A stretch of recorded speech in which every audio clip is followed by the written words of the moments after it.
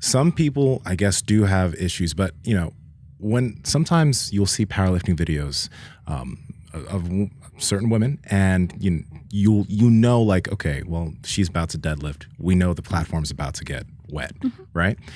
Now, some of them say there's nothing that can be done about it. Gone to doctors. There's really nothing to do because it's just what happened when you lift heavy weights. Is that the case, though? Is there really nothing they can do to strengthen that area so they don't pee on the platform? And I'm not dissing that. I don't want to be clear. I'm not dissing them. No. But it seems like it's a situation that nobody wants. They don't want to have that happen. No one wants to have it happen. No. But can that be addressed and fixed so it doesn't happen? So two-part answer. And the first part is that if you have lower back pain, any kind of hip issue, any kind of pelvic floor issue, you have to see a pelvic floor physical therapist. We have them in the United States. Usually it's not covered by insurance because, insurance and, people do not care, industry does not care about the pelvic floor. Yeah. In other countries, it is absolutely covered by insurance and people are encouraged. So this is a very American thing, is that Australia, the UK, you go to a pelvic floor physical therapist. It's covered, it's normal. Here, absolutely not. So if you have anything going on, hips, lower back, incontinence issues, pain, any kind of pelvic floor pain, pelvic floor physical therapist. And it is a very intimate appointment, okay? So it can't be done from the outside. If you go to someone who's a pelvic floor specialist and they're only looking at you from the outside, they're kind of missing the point. So that's not okay. But a lot of pelvic floor dysfunction doesn't come from a weak pelvic floor. It could be a tight pelvic floor. So how many muscles in your pelvic floor? 20. Oh. 20 muscles. That's the small and the very small and the outside. Okay. 20 muscles in your pelvic floor. And again, it's your bicycle seat. So all that part of your body that hits the bicycle seat, that's your pelvic floor. Super important. So usually when I talk to people, and the first time I talk about the pelvic floor regardless of who the audience is, because we all have one. Yeah. So I remember I was at DOD, Department of Defense, working with DEA and first responders there. And I asked, this was about 10 years ago, I asked the group, it was mostly men, who had a pelvic floor? And I kid you not, I'd say 80% of the group went no. And a few guys, raised their eyebrows and did this movement. Right? I'm like, oh no, all right. And then I said, well, what is the pelvic floor? I had 2 or 3 guys go like, oh, vagina, pelvic floor. Like, I don't have one of those. Yeah, exactly. You can do Kegels too. You can and should.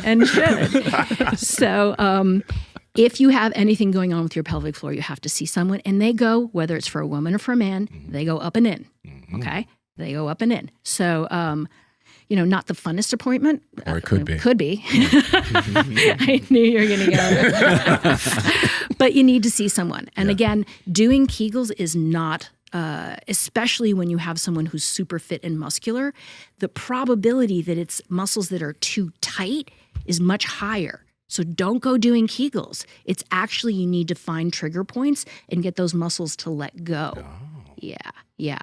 And again, here comes the compromise is that if you're leaking when you lift, is that it's a very slippery slope, is that it's going to get worse. It's going to get worse.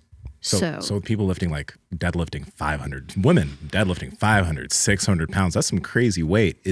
Are you saying like at that point, there's really minimal way to improve it unless there's a bit of a back off period dealing with the pelvic floor, then going back to that weight? Yes. And I mean, we don't talk about this enough. I was in the gym the other day and there's a guy and he had just had a hernia fixed, pelvic floor. And he's lifting. And I said, did they tell you, did they let you lift?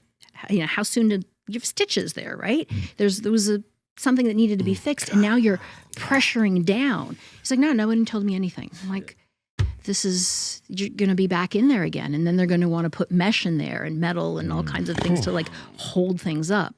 And that's that's really tough. Power Project family, how's it going? We talk about sleep all the time on this podcast. That's why we partnered with 8 Sleep mattresses.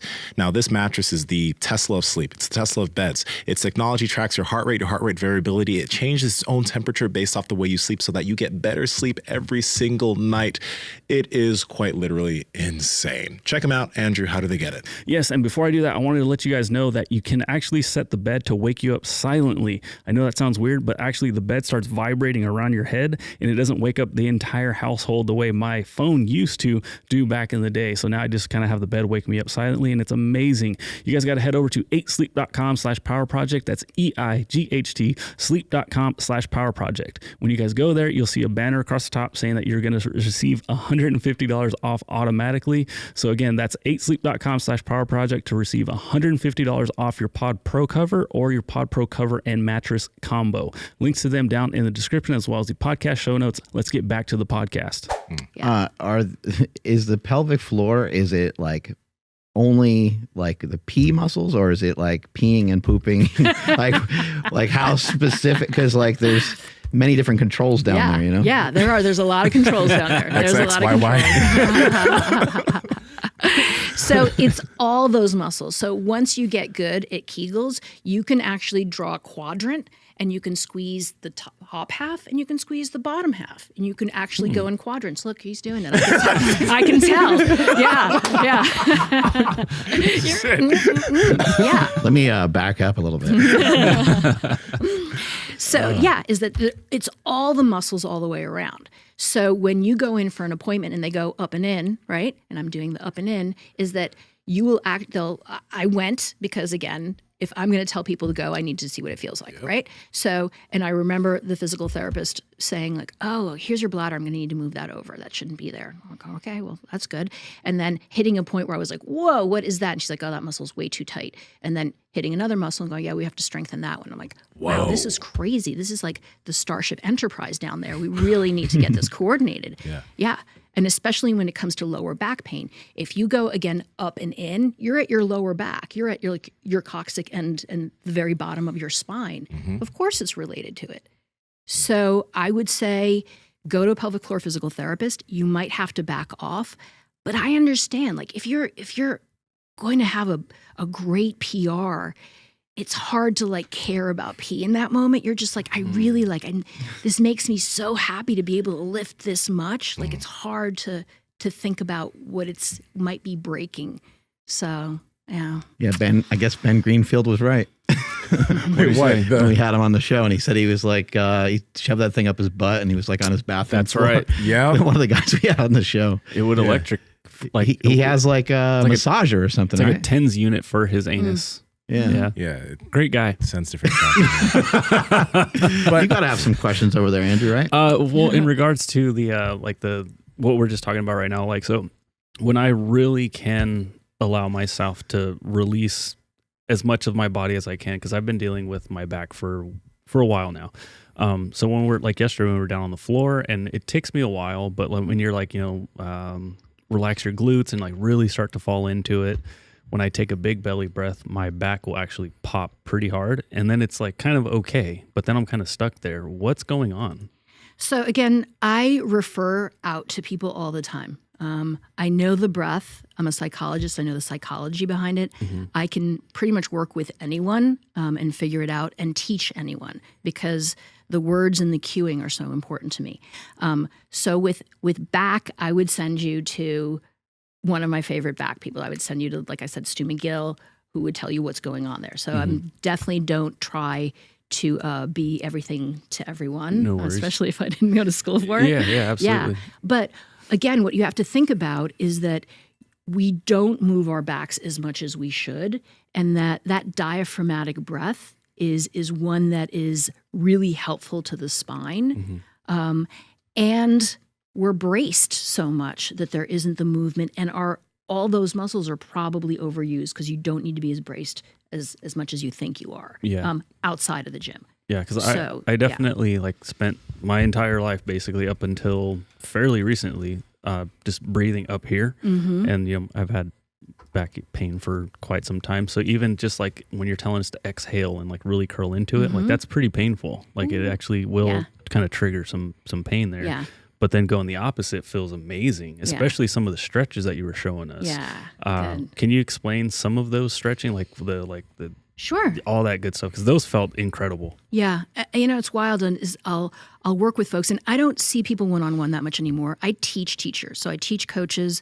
I teach anybody who works with humans in some way. I teach them because I can't be everywhere all the time. And Appreciate all the time you spent with us yesterday too. Thank That was you. awesome. You had such good questions. You were so enthusiastic about it. Like, it was just hard. It's so nice to be around. When I first started this, people would laugh. Like, you're teaching breathe. My mom was just, you're doing what? Like, yeah. You're selling bottled water? Like, what's going on with that? Really? So to have folks be excited about it is so great. Because otherwise you're really lonely with your weird thing that you're teaching people, and it's now cool and trendy. So hopefully it'll keep being that way.